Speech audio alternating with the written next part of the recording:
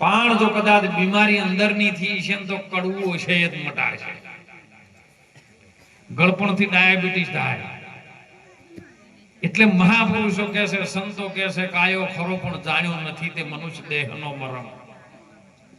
Share અનાજને કારણે ત્યાં જગતમાં કોટીક પહોંચ્યા છે કરમ. એક શેર અનાજની ભૂખ છે, આપણે સવા શેરની કોઠી છે, એમાં શેર જ અનાજ જોવે છે. પણ બેમણના ભારા ખાઈ પ્રાણી ધરાઈ જાય, પણ મનુષ્યને શેર ખાવા દો તો મનુષ્ય નથી ધરાતું. કેમ? આયો ખરો છે. કોણ આવ્યું છે સાહેબ? આ વિશ્વની અંદર કોણ આવ્યું છે? ભગવાન કૃષ્ણજી ગીતામાં કહે છે કે અર્જુન આત્મા આવતોય નથી, જતોય નથી, તો આવ્યું છે કોણ? તમે એને જાણો તો ખરી? આયો ખરો પણ જાણ્યો નથી. આ મનુષ્ય દેહનો મરમ. મનુષ્ય દેહ છે ને, એનો મર્મ શું છે આજ સુધી કોઈ જાણી નથી શક્યું. મહાપુરુષોએ જે પરમાત્મા આ રચના કરી છે ને, એસો ખેલ રચાયો મેરે દાતા જો જોઉં તો તુનો, ऐसी भूल दुनिया के अंदर साबित करता तुनो तू. अरे कीड़ी में नालो लागे ने हाथी में मोटो गजावर થઈ બેઠો. અરે સાહેબ, પોલીસ બન્યો, ચોર બન્યો અને ચોરી કરી તો પોલીસ વાળો બનીને પકડવા વાળો તુનો. આ તું કોણ છે? એને તું તમે ઓળખો કોણ? આ ઉપાય શોધી લો એનો. સદગુરુ જો મળી જાય ને તો ઉકેલ પાડી દી તરત એનો.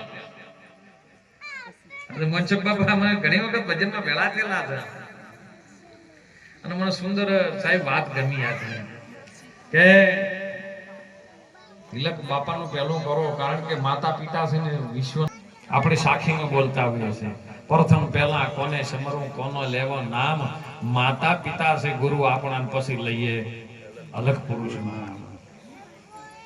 સુંદર વાણીની અંદર વાત આવી છે સાહેબ. વાણી શું કહેવા માંગે છે ને એના ઉપર બહુ ધ્યાન રાખવા જેવું. હાલનો કલિકાલ સમય ચાલે.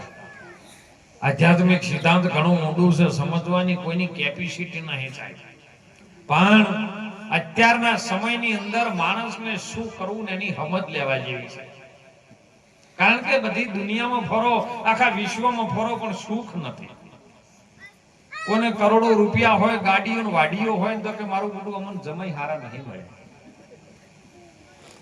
ઘણા રૂપિયા હોય કે બાપુ રૂપિયા ઘણા છે પણ ખાવા નહીં દેતા. ડાયાબિટીસ થયું છે, સારું ખાઈ નહીં ગયા. કોઈને હગન નહીં હારા મળ્યા. કેમ? શાંતિ સદગુરુના વચનમાં અને સદગુરુના શરણ સિવાય મનને શાંતિ નથી. એક સંત સગા યા ગુરુ સગા, એક સગો છે રામ. તુલસી કહે આ જીવને તૈણ ઠોર છે વિશ્રામ.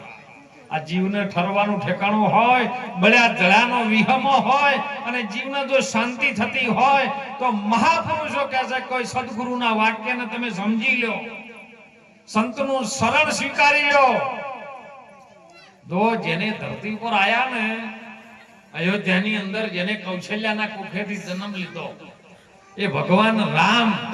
આપણે જેને ભગવાન માનીએ છીએ, આપણો ઈષ્ટદેવ, સનાતન ધર્મના હિન્દુ ધર્મનો પ્રતીક કહેવાય, એ રામ જ્યારે સદગુરુ ચરણે વશિષ્ઠ મુનિના ચરણે ગયા અને પછી રામ બન્યા છે, ભગવાન બન્યા છે. રામને ગુરુની જરૂર પડી. અરે કૃષ્ણ જે પૂર્ણ પુરુષોત્તમ, જેને ભારત ભૂમિ માટે એવો એક ગ્રંથ આપી દીધો સાહેબ. આજે બધા દેશોની અંદર ગીતાનું પૂજન થાય અને આપણા ભારતની સંસ્કૃતિ કયો છે તમે વિચાર કરજો સાહેબ. કેમ? હું તો દરેક જગ્યાએ કહું છું સાહેબ કે ભજનમાં આવો ને તો જો મુસલમાનની દરગાહ મુસલમાનો કેવા લાઈનસર બેઠા હોય. આપણે મકોડામાં બેઠા, કીડીઓ બજારી હરખી થઈને બેઠી હોય. કીડીઓનો હંપો ઘણો હોય પાછો અને મકોડા વેરું તેરું ફરતા હોય. મુસલમાનની દરગાહમાં જાઓ ને, એની નમાઝ અદા કરવા માટે અહીંયા જોતા હોય ને તો સાહેબ હાથ પગ ધોવે, માથે રૂમાલ નાખે અને લાઈન ટુ લાઈન ગોઠવાઈ ગયા હોય ને એક જ પોકાર હોય ને એક જ એકતા હોય. તો આપણો હિન્દુ ધર્મ કેટલે પાછો છે એ આપણે જોવો. પહેલા સંસ્કૃતિને અપનાવજો સાહેબ, નહીતર સમય બહુ ખરાબ આવે છે. કોણ લાવે છે ને એ આપણે લાવવા જ પાછા. કેમ કે આપણે સનાતન ધર્મને હજી જાણતા નથી અને જે જણાવવા માટે સંતો ફરે છે એમની વાત તમે માનતા નથી. માટે જાગો. જાગવા જેવો સમય આવ્યો છે સાહેબ.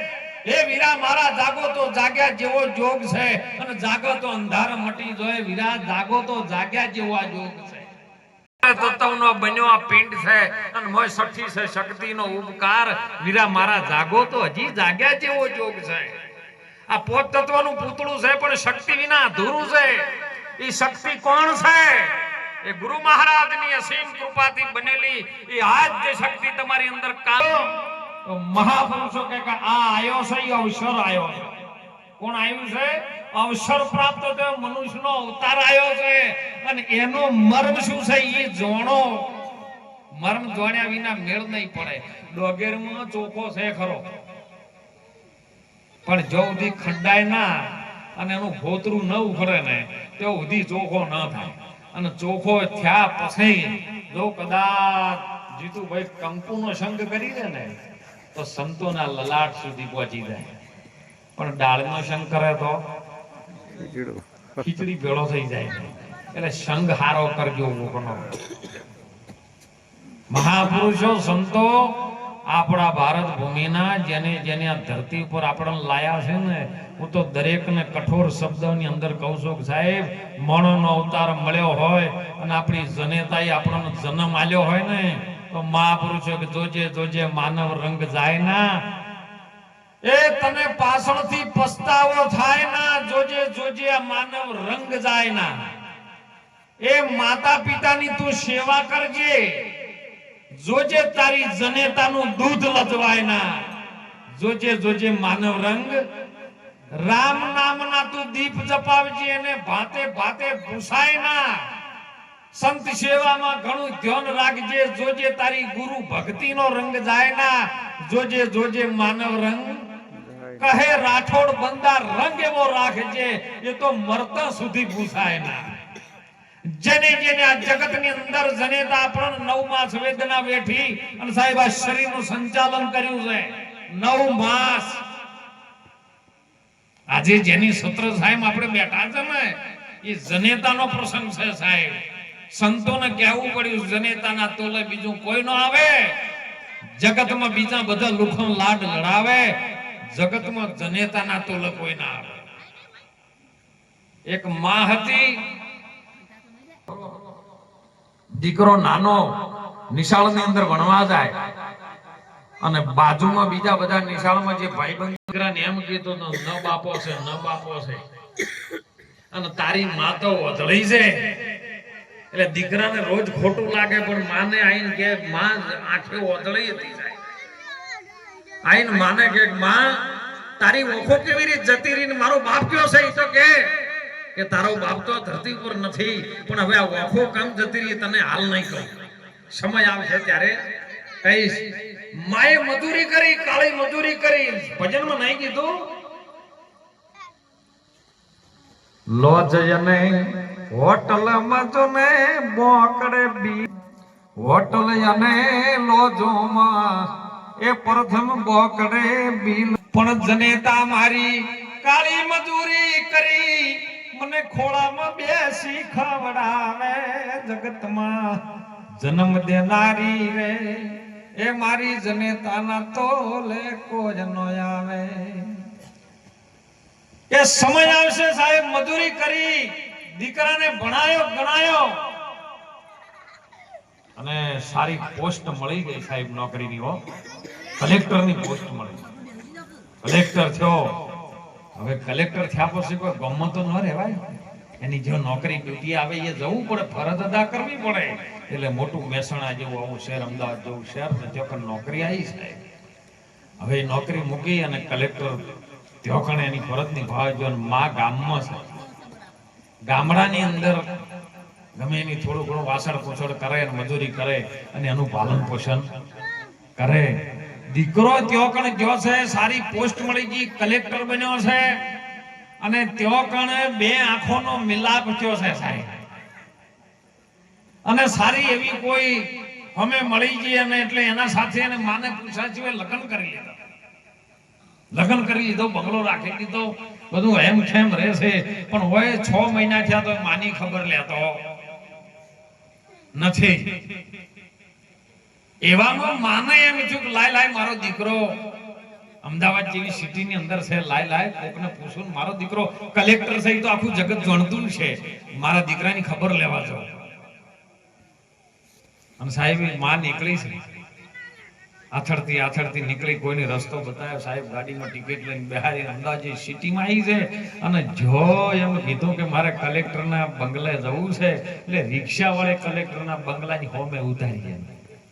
રોડ ટચ થતો હોય છે ને હોમે બંગલો છે ને, એ ઉતારીને કલેક્ટર એનો દીકરો હતો ને હોમાં મેળા ઉપર બેઠો જોઈ રહેલો કે રિક્ષામાં ઉતરી મારી માં છે, બીજું કોઈ છે નહીં. એવામાં માં છે ને ચિઠ્ઠી બતાવે છે બધાને કે ભાઈ આ કલેક્ટર છે, મારો દીકરો છે, તમે મને એનો રસ્તો બતાવો કેવો છે. હવે જગત રહે આ વાતને લઈ કે આ વધારી ભાઈ છે, રખડે ફાટેલા તૂટેલા લુગડા છે, આનો દીકરો કલેક્ટર હોય ખરો? અને કલેક્ટર જો કદાચ એનો દીકરો હોય એની માને આવી રીતે રાખતો હોય, આ કોઈ વાતનો વિશ્વાસ ન કરે. અને એવામાં સમય બન્યો સાહેબ, કોઈ સાધન આવ્યું અને ડોશીમાને અડફેટે લઈ લીધા. ડોશીમાનું પ્રાણ પર ફેરવું, ઓલ્યો જોઈ રહ્યો છે કે મારી માં છે. ટોળું વળી ગયું ચારે બાજુ અને ચોકણ બધા જોવે છે, માના હાથમાં ચીઠી છે. પેલો દોડમ દોડ આવ્યો છે અને જોયું છે પણ કહેતો નહીં કે મારી માં છે. સ્વાર્થની સગી છે આ દુનિયા, બધી ઘડીકમાં ભૂલી જવાની. 12 દિવસ તારો હોગ પાડશે પછી દુનિયા લાડવા જમણવાર જમવાની. માટે હું કરતો તો હાલી નીકળ મત, હું પદમાં નથી કઈ ઘણું હારું. લોટ પાણીનો એક શેર અનાજનો અધિકારી બાકી લઈ લે છે બધું પરભારું. અને દોડીને આવ્યો છે ને જોવે છે, માનો પ્રાણ પંખેરો ઉડવાની તૈયારી છે. અને માના મુખમાંથી શબ્દ નીકળ્યો, સાહેબ હાથ ઓળખી જે કલેક્ટરનો કે મારો દીકરો જ મને હાથ પકડ્યો છે. જો માનો સ્પર્શેન્દ્રિય એવી બચાય. દીકરો બોલ્યો ને એટલે અવાજ ઉપરથી માં ઓળખી જી મારો દીકરો આવ્યો. અને માએ મરતા કલેક્ટરને બોલ્યું, બેટા તું કહેતો તો નાનો હતો ત્યારે કે મારી વફો કેવી રીતની જઈ તો હોભાળ. તું નાનો હતો, નાના દીકરા વગર મોઈ જેડી રમતો હતો, લાકડી રમતો હતો, ગેડી દડે રમતો હતો. અને એ વખતે લાકડાની મોઈ જેડી થી તારા ઓખને નુકસાન થયું અને 2 ઓખો ફૂટી ગઈ. ત્યારે ડોક્ટરો એવું કીધું હતું કદાચ કોઈ ઓને ઓખો આપે તો આર્યો હાદો થાય છે ને હમે લઈને ઓખો તો એમ છે. ઈ દાડે બેટા મેં મારી ઓખો તને આપેલી હતી, બસ પ્રાણ પંખેરું ઉડી ગયો થાય. આ જનેતા કરી શકે, બીજું કોઈ ન કરી શકે. એટલે કીધું છે ને કે માય માન બીજા વગડાના, મોઢે બોલો મને હાચે નોનપણો ભરે, પણ એ મોટપની મજા મનવે કડવી લાગે કાગડા. કવિ કાગ બાપુએ કીધું સાહેબ, જનેતાના તોલે વિશ્વ કોઈ આવે એવું નથી. માટે જીવતો જી જેટલો લાડ લડાવો ને એટલા લડાવી લેજો સાહેબ. માતા પિતાની સેવા ખૂબ કરી લેજો. તમે મંદિરે ને જો તો ચાલશે, પણ મા બાપની સેવા કરજો ને કરજો. બીજું વિશેષ ભજન ની અંદર કે મને બોલાવે સદગુરુ જ્ઞાની. કેવા જ્ઞાની? સદગુરુ, ગુરુ નહીં. આ તો બધા સાખીઓ બોલે છે કે ગુરુ બિન જ્ઞાન નવ ભજન, ગુરુ બિન મીઠાના ભેદ. હે ગુરુ મહારાજ ની સાખીઓ બોલે. ગુરુ ના કર્યા હોય, કોઈને વંદન કરતો ન આવડે, કોઈને જય ગુરુ મહારાજ ન કરતા આવડે, અને પાછા ગુરુ મહારાજ ની સાખીઓ બોલે. પેલા નિયમ રહેવું પડે સાહેબ. નિયમ અને સંયમ જ્યાં સુધી ના હોય ને ત્યાં સુધી ભક્તિ ન આવે. હમણાં વાત કરી હતી ને, ભાવ વિના ભક્તિ આવે નહીં. પણ